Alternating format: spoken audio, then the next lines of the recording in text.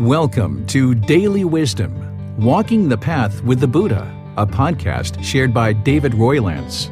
This podcast is dedicated to guiding you to completely eliminate the discontent mind and the suffering it causes by attaining enlightenment. Learn and practice the teachings of Gotama Buddha that will guide you to fully attain a peaceful, calm, serene, and content mind with joy.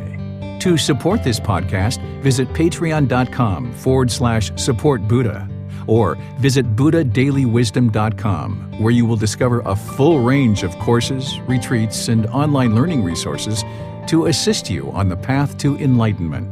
Now, here's our teacher to share more.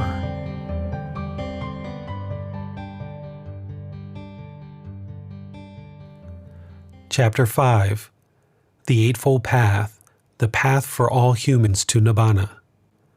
With an understanding of the Four Noble Truths, you can now study and practice the path to eliminate discontentedness from the mind and your life. You will need a detailed and thorough understanding of the Eightfold Path to attain Nibbana. Gotama Buddha gave us the path forward to pursuing our own enlightenment or Nibbana. In his explanation of the Eightfold Path, we learn exactly how to achieve Nibbana through a life practice or a better way of life. We will list these in reverse order because as you move up the Eightfold Path from 1 to 8, you will get closer and closer to your higher consciousness, or Nibbana, an enlightened state of being. 1. Right view. 2. Right intention. 3. Right speech. 4. Right action. 5. Right livelihood. 6. Right effort. 7. Right mindfulness. 8. Right concentration. You will need to put the entire Eightfold Path into practice within your daily life over time as you learn and grow. This is your life practice. The goal is not perfection, but to learn, implement, see results, and continue the process of working to diligently apply all steps of the Eightfold Path to your life. You must not master each step individually before moving on to the next. Instead, study the entire Eightfold Path and implement it as a way of life, a life practice. Earning your own Nibbana is a pursuit of life-improving steps. Having guidance and teachers is helpful as you study and work towards the goal of Nibbana. The Eightfold Path is the way leading to the elimination of discontentedness and attaining Nibbana. Through practice of the Eightfold Path, we eliminate all unwholesome Kama production through not causing harm to other beings. By causing harm to other beings through your intentions, speech, actions, or livelihood, you cause harm to yourself through the natural law of Kama. If you do good, good things will happen for you. If you do bad, bad things will happen for you. More on Kama in a later chapter.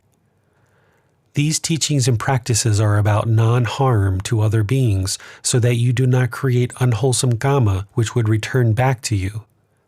Practicing the Eightfold Path closely, you ensure there is no harm to other beings.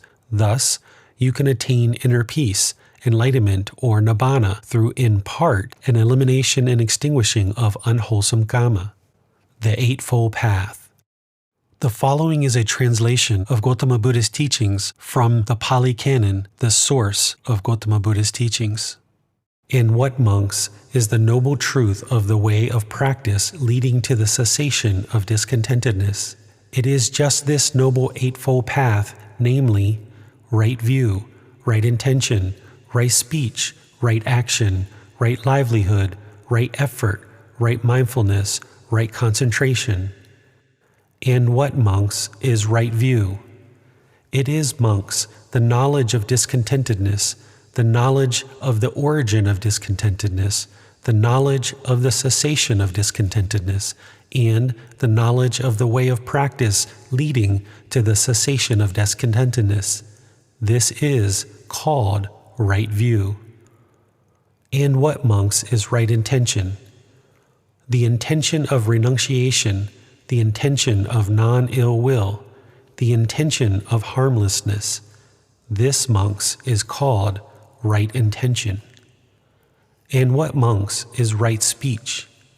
Refraining from lying, refraining from slander, refraining from harsh speech, refraining from frivolous speech. This is called right speech. And what, monks, is right action? Refraining from the taking of life, refraining from taking what is not given, refraining from sexual misconduct. This is called right action. And what, monks, is right livelihood? Here, monks, the Aryan disciple, having given up wrong livelihood, keeps himself by right livelihood. And what, monks, is right effort? Here, monks, a monk rouses his will, makes an effort, stirs up energy, exerts his mind, and strives to prevent the arising of unarisen, evil, unwholesome mental states. He rouses his will, makes an effort, stirs up energy, exerts his mind, and strives to overcome evil, unwholesome mental states that have arisen. He rouses his will, makes an effort, stirs up energy, exerts his mind, and strives to produce unarisen, wholesome mental states. He rouses his will, makes an effort, stirs up energy, exerts his mind, and strives to maintain wholesome mental states that have arisen, not to let them fade away, to bring them to greater growth, to the full perfection of development. This is called right effort. And what, monks, is right mindfulness? Here, monks, a monk abides contemplating body as body, ardent, clearly aware and mindful. Having put aside hankering and fretting for the world, he abides contemplating feelings as feelings, ardent, clearly aware and mindful. Having put aside hankering and fretting for the world, he abides contemplating mind as mind, ardent, clearly aware and mindful.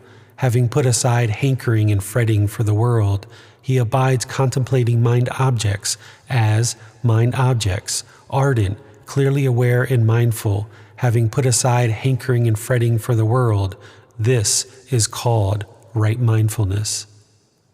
And what, monks, is right concentration?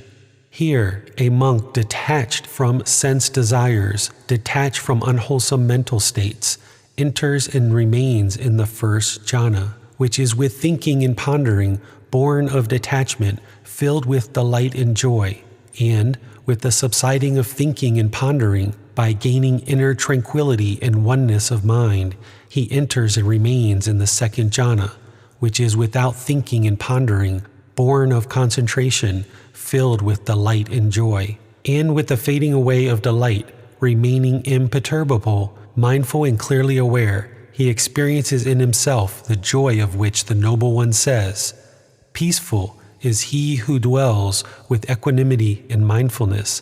He enters the third jhana, and having given up pleasure and pain, and with the disappearance of former gladness and sadness, he enters and remains in the fourth jhana, which is beyond pleasure and pain, and purified by equanimity and mindfulness.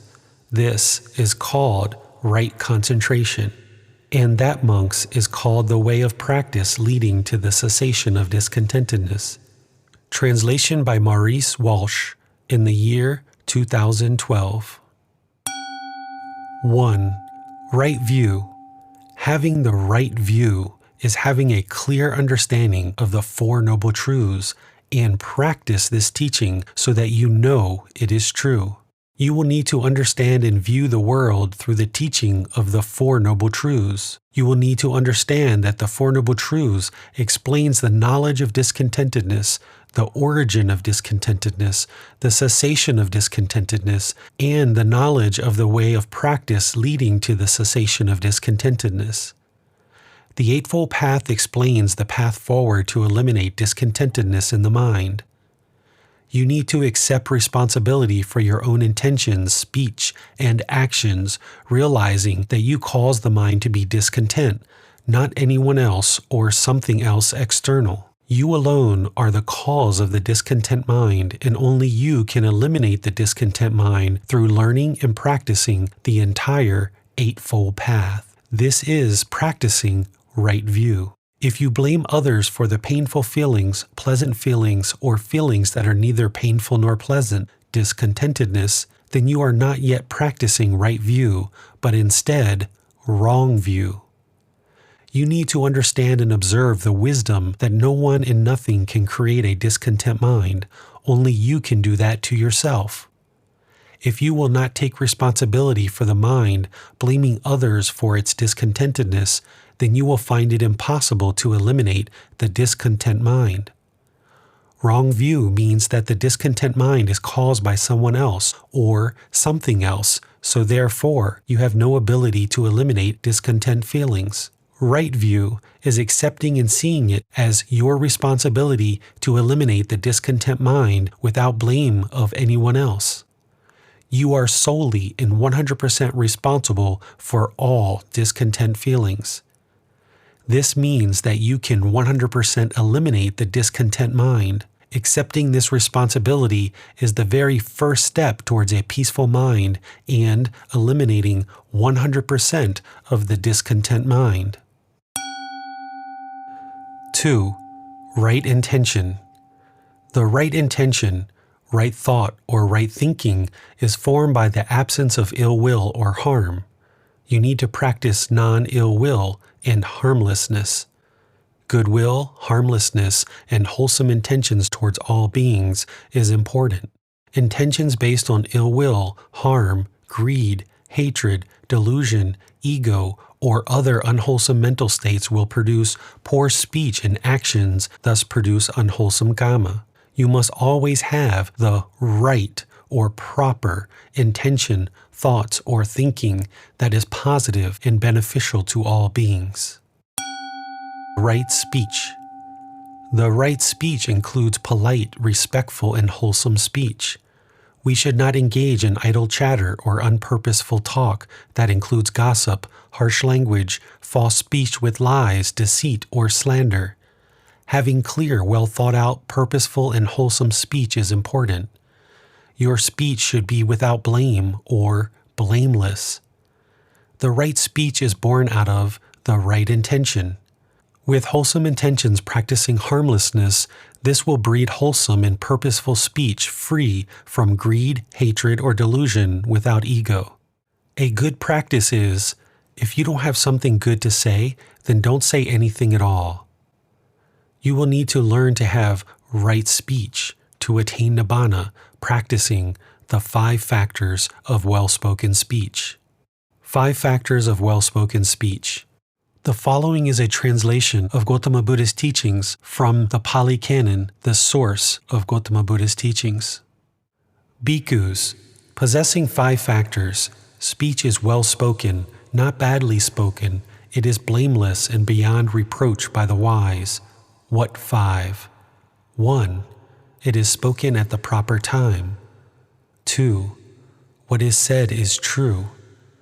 3. It is spoken gently. 4. What is said is beneficial. 5. It is spoken with a mind of loving kindness. Possessing these 5 factors, speech is well spoken, not badly spoken. It is blameless and beyond reproach by the wise.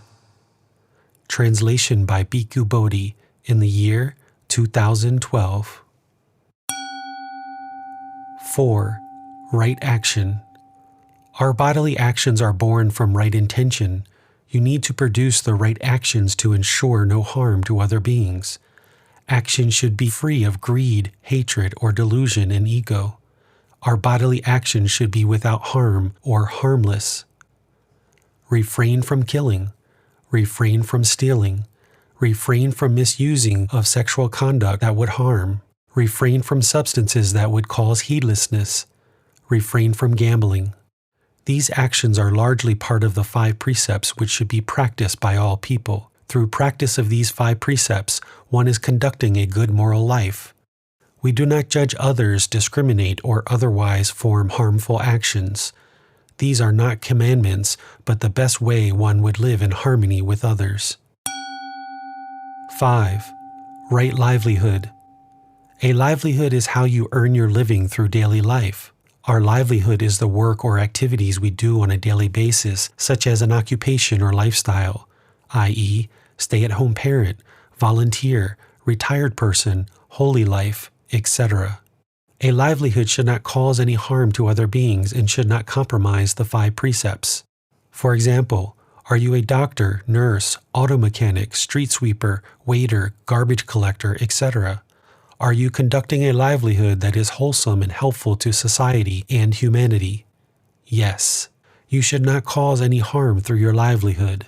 Gotama Buddha gave us 5 occupations that we should not engage in, as these cause harm to other beings, thus unwholesome karma production, business and weapons, business and living beings, animals, slaves, human trafficking, business and meat, business and substances that cause heedlessness, and business and poisons. All of these occupations would involve harm that could lead to not adhering to the 5 precepts, and thus not be the right livelihood. These livelihoods cause harm to other beings. As long as you are not involved in any of these 5 occupations, you are practicing right livelihood.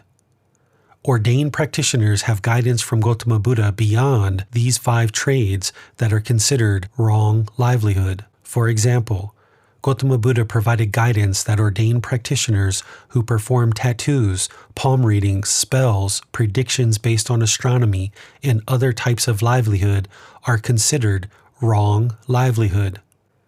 Gotama Buddha's teachings have much more details on right livelihood for ordained practitioners. Gotama Buddha's objectives for ordained practitioners was to keep them focused on learning, practicing, and sharing these teachings so that they could eliminate the discontent mind for themselves and guide humanity in eliminating their discontent mind. Therefore, ordained practitioners who focus on livelihoods other than learning, practicing, and sharing the teachings are not practicing right livelihood. Recently, marijuana has been known as a substance once thought of as a drug, but now many people are realizing its medicinal qualities. For one to sell this medication through proper legal channels as a medication with the intention to help, that would still be considered a right livelihood. Care must be given to ensure standards and ethical practices are adhered to, ensuring your livelihood is free of greed, hatred, and delusion. Trades not to be plied. The following is a translation of Gotama Buddha's teachings from the Pali Canon, the source of Gotama Buddha's teachings. In what, bhikkhus, is wrong livelihood? Scheming, talking, hinting, belittling, pursuing gain with gain, this is wrong livelihood. Translation by Bhikkhu Bodhi in the year 1995. Bhikkhus, a household practitioner should not engage in these 5 trades. What 5? Trading in weapons, trading in living beings, trading in meat, trading in substances that cause heedlessness, and trading in poisons. A household practitioner should not engage in these 5 trades. Translation by Bhikkhu Bodhi in the year 2012. 6. Right effort. Right effort has 4 aspects to it that need to be understood and practiced. To apply right effort, you will need to A. Prevent unwholesome mental states that have not arisen from arising in the mind. B. Abandon unwholesome mental states that have arisen in the mind. C. Produce unarisen wholesome mental states to arise in the mind. D. Maintain wholesome mental states that have arisen, not allowing them to fade away and work to increase their growth in the mind. Prevent unwholesome mental states that have not arisen from arising in the mind. A good example of this aspect of right effort would be that you most likely have no interest in killing another human being currently in the mind. The unwholesome mental state of killing another human being is unarisen in the mind. Applying this aspect of right effort would be to prevent this unwholesome mental state and all other unwholesome mental states that have not arisen in the mind from arising.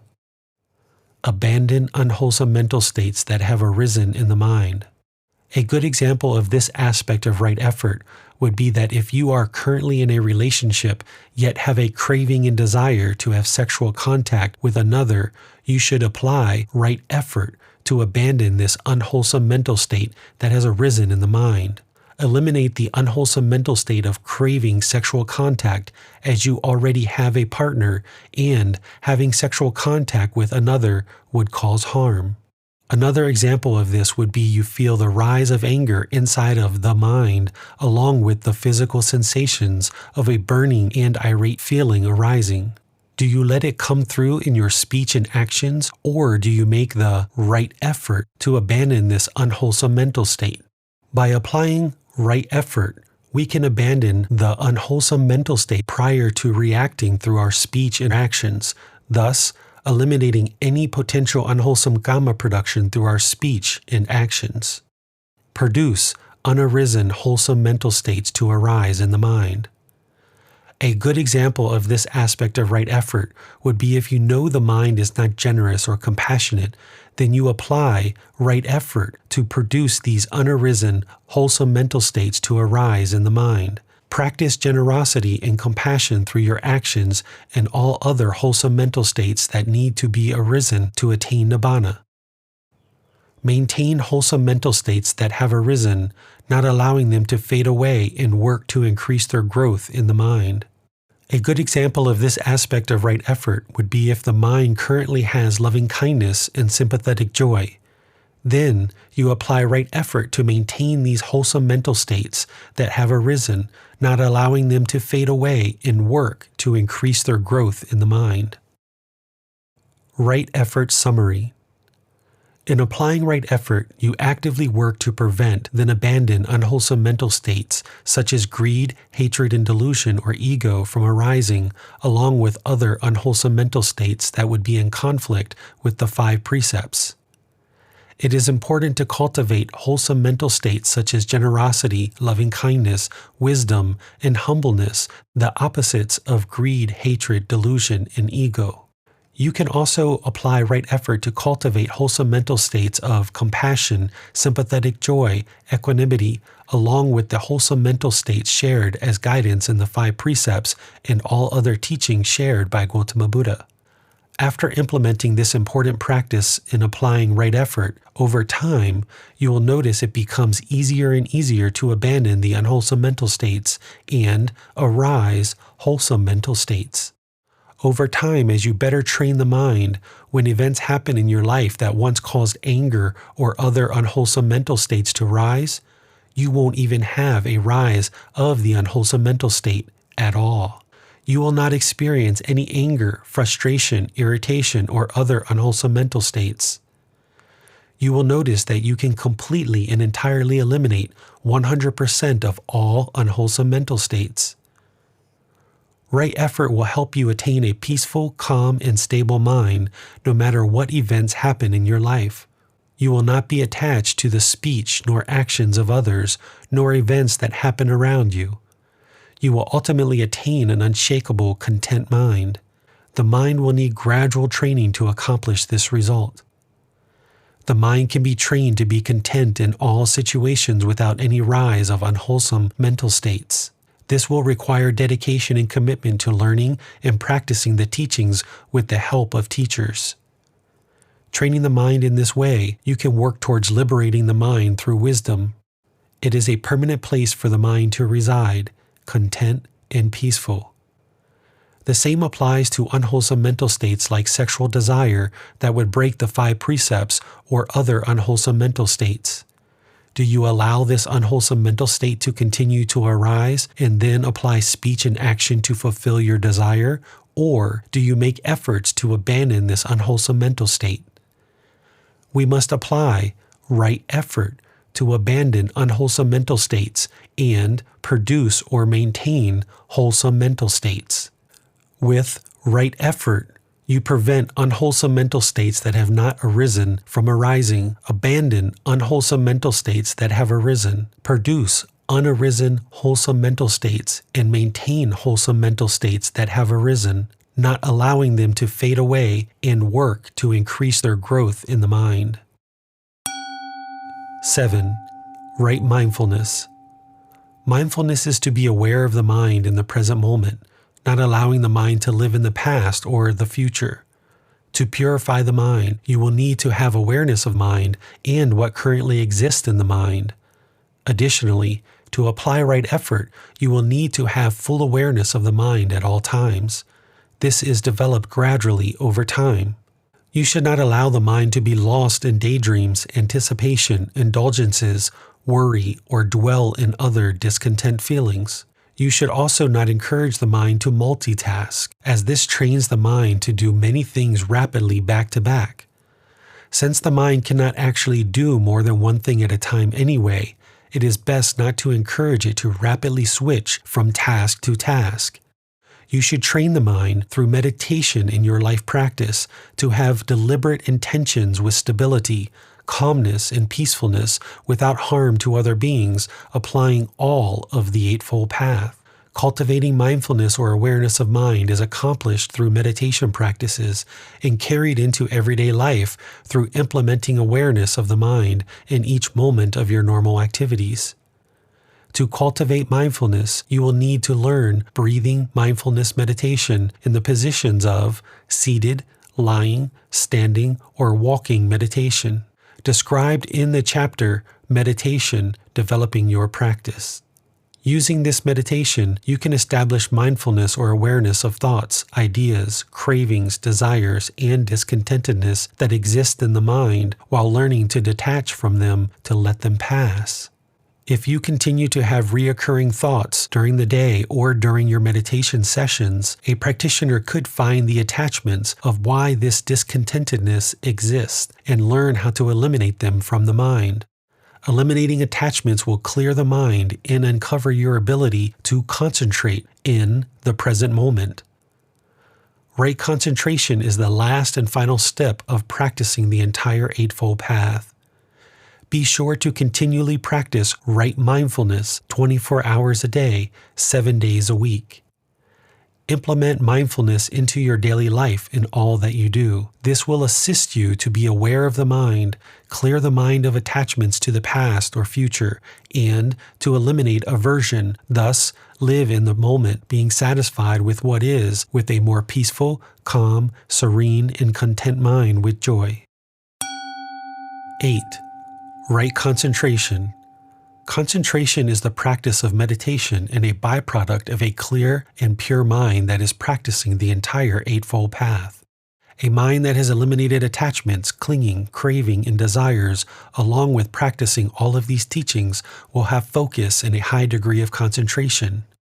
Right concentration is developed and maintained with a consistent and regular practice of the Eightfold Path, including a well-established meditation practice to train the mind. As taught in the Four Noble Truths, the Eightfold Path is the life practice that leads to the complete elimination of discontentedness and to attain Nibbana. The Eightfold Path needs to be understood and practiced in detail to attain Nibbana. By eliminating attachments, you will lay down the burden of carrying these in the mind. Gotama Buddha used this phrase when describing Nibbana. Upon attaining Nibbana, one has laid down the burden or laid down the stress of carrying the heaviness of mental attachments. The practice of meditation allows you to practice every step of the Eightfold Path at one time for a given period of time, right view through right concentration. This is why it's so effective at creating wellness and a healthy mind. During the time of meditation, one is conducting the entire Eightfold Path for that time frame. It's like restarting the mind with full execution of the Eightfold Path in multiple moments strung together. Those moments then lead to the next moments of a healthy and stable mind that generates concentration. And it is implementing the Eightfold Path as a life practice that will allow you to attain a peaceful, calm, serene, and content mind with joy, Nibbana. There are multiple forms of meditation that can be useful in training the mind. Breathing mindfulness meditation in the positions of seated, lying, standing, and walking meditation, along with loving kindness meditation, are the main forms of meditation needed for attaining enlightenment. You will find many meditation techniques and styles taught throughout the world. However, focusing on the types of meditation mentioned here will bring the best results in practicing the Eightfold Path as taught by Gotama Buddha. Other forms of meditation can be used as needed for specific goals or tasks the mind may need for continued training and liberation. More on meditation in a later chapter. Many people start with meditation as their entry point into attempting to work towards Nibbana. That is fine. However, one must understand that meditation alone will not produce Nibbana if the entire Eightfold Path is not followed throughout your daily life in a life practice. You cannot meditate your way to Nibbana through wishful thinking while having improper intentions, speech, or actions, and have a harmful livelihood. To attain Nibbana, you will need to learn and practice the entire Eightfold Path with meditation and other teachings. Through a regular practice of meditation to train the mind, empty the mind, and eliminate attachments, you will gain higher and higher degrees of concentration. With a mind full of discontentedness, it's very hard to have concentration. But with continued practice of the Eightfold Path that includes meditation, you will experience a high degree of concentration as you pursue the goal of Nibbana and a higher state of consciousness. Gotama Buddha taught 4 jhanas, or degrees of concentration, that are attained as you progress closer and closer to Nibbana as part of right concentration. Jhana is a Pali word for meditative absorption and refers to states of deep and subtle concentration. Gotama Buddha gave details that describe each of these jhanas. However, your goal should be to attain arahantship, in other words, become an arahant. This means you will need to practice the entire Eightfold Path closely and eliminate the 10 fetters, along with eliminating and cultivating various attributes of the mind. There is no use trying to understand each individual jhana and which jhana you have or have not attained. It is best to develop and maintain a solid practice of these teachings while pursuing the path to arahantship by staying focused on the 10 fetters and eliminate these from the mind. Obtaining the human state is rare, and your time in this form is always limited, so there is no need to focus the mind on figuring out which jhana you are in, that you are headed toward, and where you want to be. This will take you away from learning the teachings and practicing the teachings that lead to complete liberation of the mind. The jhanas are temporary and not the goal of these teachings. The mind is not meant to reside there, so there is no need to focus extensive time and effort to understand each jhana, but instead apply dedication and commitment to eliminating the 10 fetters in the goal of attaining the stage of enlightenment as an arahant. Knowing you are attaining the jhanas can help you understand you are headed in the right direction, but you should not crave or want a specific jhana. If you want a specific jhana, then you are craving and you will not attain complete Nibbana. All craving must be extinguished, including the craving to attain a specific jhana or even the craving to attain Nibbana. You will need to pursue it as a goal without craving. Another reason why there is no need to determine which jhana you are in is that there is no need to compare or evaluate your status on this path compared to anyone else. This is a personal pursuit and one that you are walking alone with teachers and guides to assist you. Comparing your progress to another person will only slow your progress, as this will create ego and judgment. Both ego and judgment, along with other qualities of the mind, need to be fully extinguished on the path to Nibbana. You will attain right concentration as you progress along the Eightfold Path and practice all the teachings deeply to include meditation. There are no shortcuts to achieving Nibbana. You must start at the bottom in order to get to the top of the mind. A higher state of consciousness, or Nibbana, is not given to you. Personal responsibility, personal improvement, and an independent journey with the guidance of teachers is required in order to earn enlightenment. You can maintain a normal, healthy, and productive life while pursuing Nibbana. In fact, your life will actually continuously improve as you work your way towards Nibbana. You will notice ease and smoothness in areas of your life where you previously had roughness. Nibbana is not something to prop up the ego against that you hold as a higher status over others. In fact, it's just the opposite. To achieve Nibbana, one needs to let go of their ego. As you pursue Nibbana through practicing the Eightfold Path, you will most likely be interested to help others attain Nibbana as well. It is best to refer new practitioners to teachers who are prepared to guide students in developing a deep understanding and practice of these teachings. Nibbana and its path is life-changing. You will see the results of implementing the Eightfold Path into your life as you constantly pursue Nibbana. To maintain the quality of Nibbana, continue to work at maintaining a healthy and pure mind through continuous attention to practice the Eightfold Path, using meditation as a tool to develop and maintain a content mind. Develop and maintain a wholesome life practice for the best results. Right intentions, right speech, and right actions will produce wholesome karma, creating a life of ease and smoothness. Another way to understand these are kind intentions, kind speech, and kind actions. Nibbana is a continuous pursuit of knowledge and the results of fully practicing the Eightfold Path, but it is also the starting point to fully apply your practice with a liberated mind. Enjoy the journey, enjoy the learning, growing and developing. Enjoy knowing that you can achieve Nibbana through the process of earning your own enlightenment. You will never fear death because you know without a doubt when you finish this life that you are finished with discontentedness and the suffering it causes. Through pursuing Nibbana and attaining it, you will never be reborn. Thus, you will have inner joy and inner fulfilling peace that is unshakable. The Eightfold Path is separated into 3 sections. Those sections are wisdom, moral conduct, and mental discipline.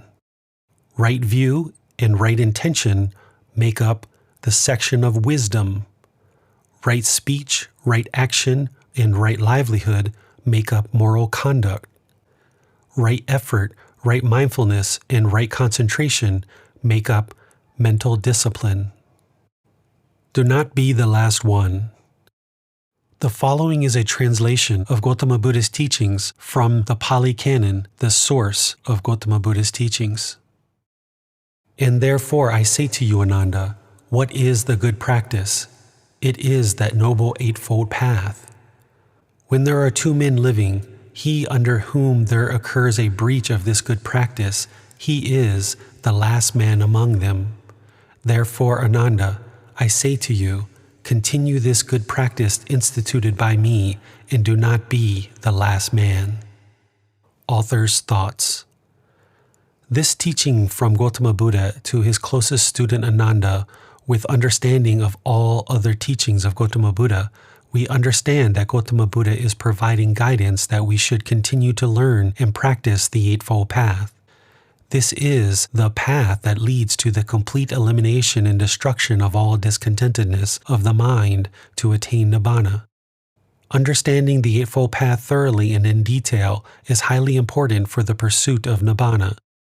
Further, Gotama Buddha understood that his teachings are meant to fully liberate the mind of all of humanity, bringing peace to all humans. Until we attain Nibbana, we will constantly be reborn through the cycle of rebirth until we attain Nibbana during this very life or at death. Over time, as all of humanity attains Nibbana, eventually human existence will cease to exist because there will no longer be any beings to be reborn. Nothing lasts forever. All things will cease to exist, including all of humanity.